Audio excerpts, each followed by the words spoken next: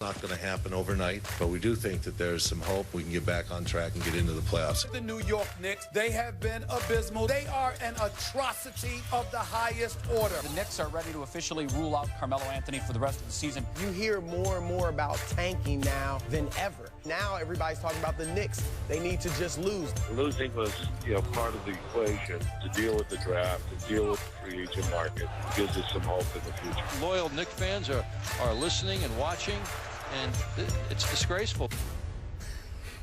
Joining us now is an award-winning actor, director, writer, and producer, Spike Lee. Spike is the Grand Marshal of the New York City Marathon. That takes place this Sunday, coverage on ESPN2. Thank you so much for being here with us. Welcome back. What's up? We're going to get to the marathon in a minute.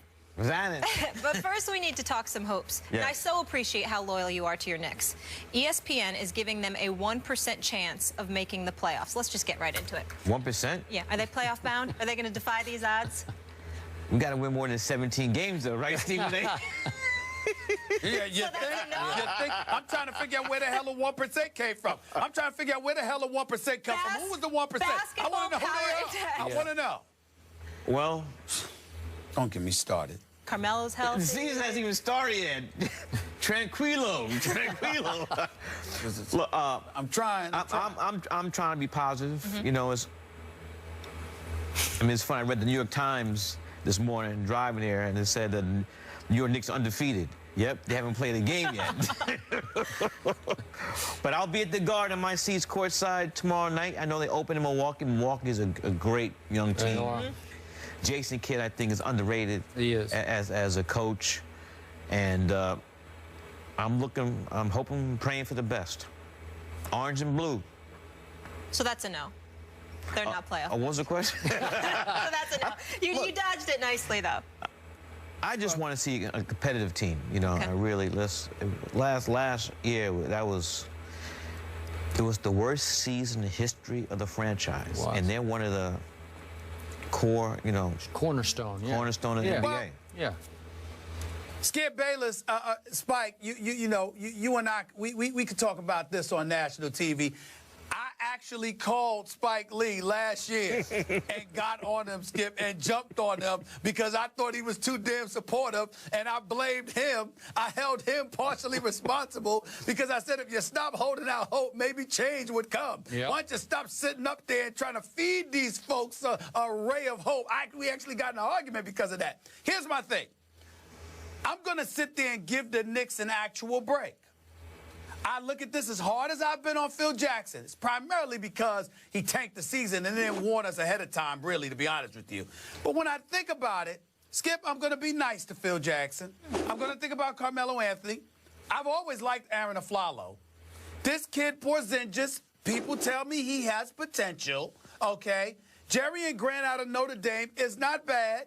No, he's good. He's good. And I've always been a fan. He's good. And I've always been a fan of Cle Anthony Early. From his days at Wichita State when I saw him doing the NCAA tournament. I think the kid's got potential. So I'm going to give the Knicks a break.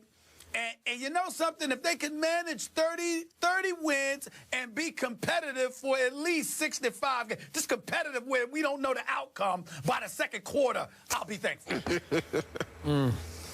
So I'm going to take a quick left turn here. Your man, Carmelo Anthony, the other day made what came off to me as an offhand comment that also came off as taking a shot at the city of New York. Let's give it a listen, and then I want to get your reaction. Okay. New York is the greatest city on the planet, I think. But if you're not a New Yorker, if you don't wake up some days and be like, man, fuck this place. Like, you know what I mean? Like, I don't care who you are. You can be the mayor, you can be the governor, all the way down to the mailman. Everybody wakes up some days and say, man, New York.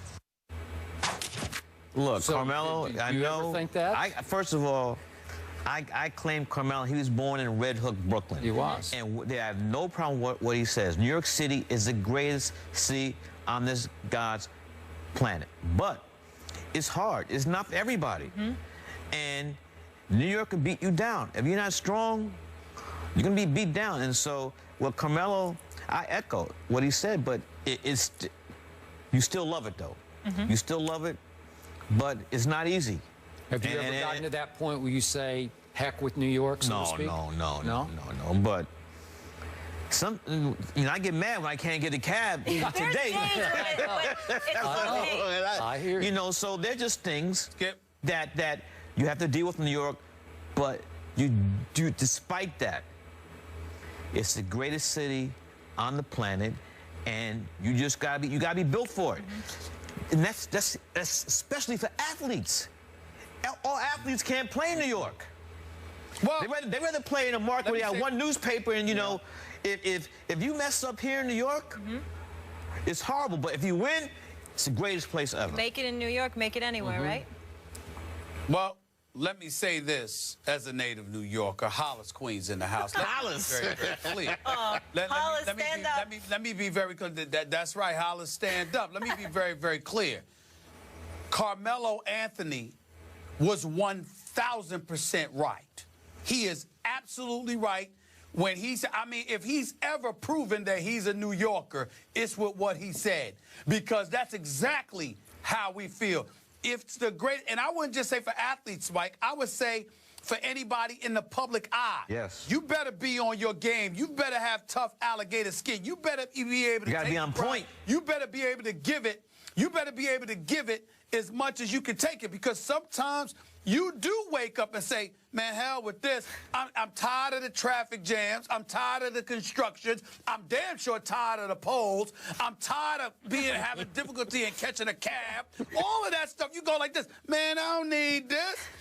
And the taxes, too. Let's not forget that. You look at all that, be like, man, I don't need this nonsense. He's absolutely right. True. There is nothing that he said that should be taken negatively. He spoke for all New Yorkers, because any New Yorker that tells you they feel any differently than what Carmelo Anthony said from time to time is a damn liar. And they're not from New York. Damn liar. They're not a true New Yorker. That's right, and they're not from New York, or both, or both. Okay, I'm going to speak as a guy who actually lives in Manhattan. I live in Manhattan. Whatever. And I'm here to suggest to both of you Knicks lovers that Carmelo is going to put himself on a little bit of a hot seat this year. Because that's not just because of that, but there will be some Knicks fans who will say, well, you know, he didn't really show up last year. He didn't give me everything. Hurt. I know, but was he really hurt?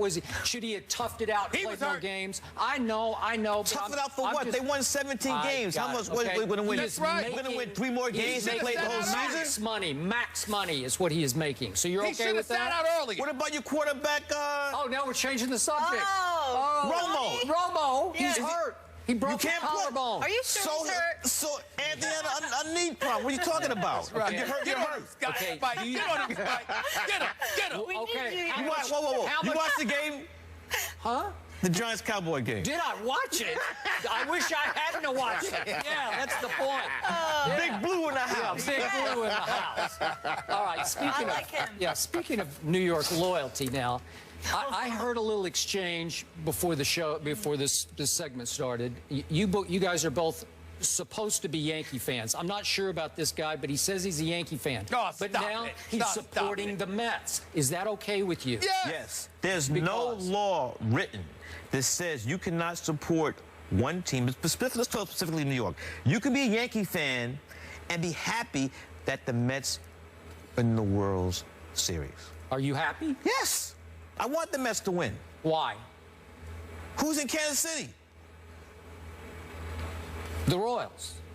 So you'd support the Nets after your Knicks? Let's leave basketball out of it. Case in point. I have a different agenda. I have a different agenda, Spike. I have a different agenda that I want you to hear. Molly and Skip know this. I'm a diehard Yankee fan.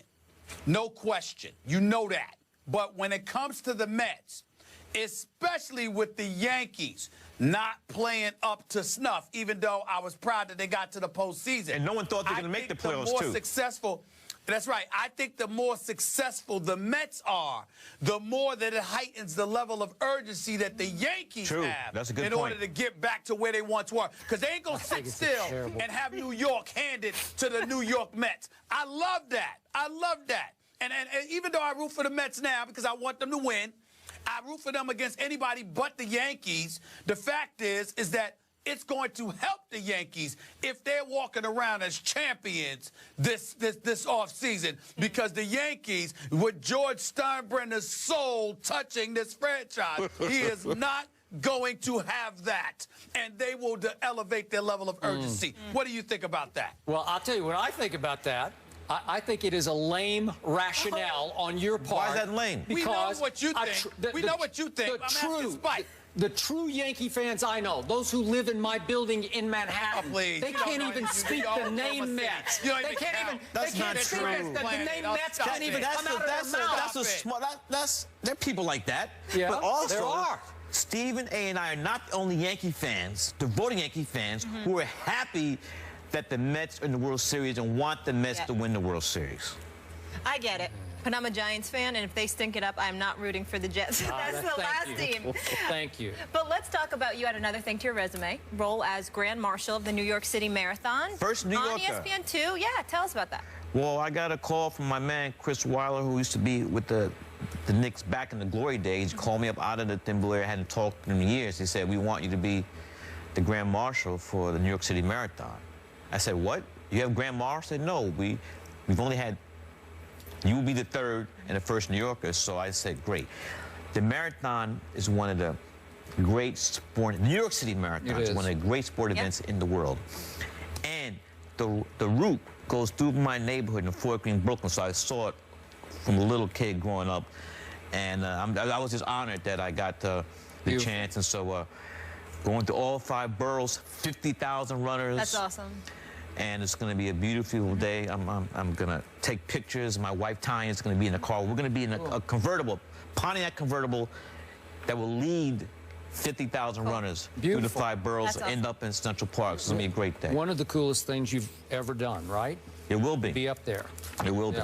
Sunday on ESPN 2, we get to check it out. Thanks so much for being here. It was so nice to meet you. Thank you. All right. Good job. Good seeing you, bro. See you soon. Bundle up on Sunday. It's cold. It's a little cold. Yeah, it's going to be a little Hope cold. it doesn't rain. All right.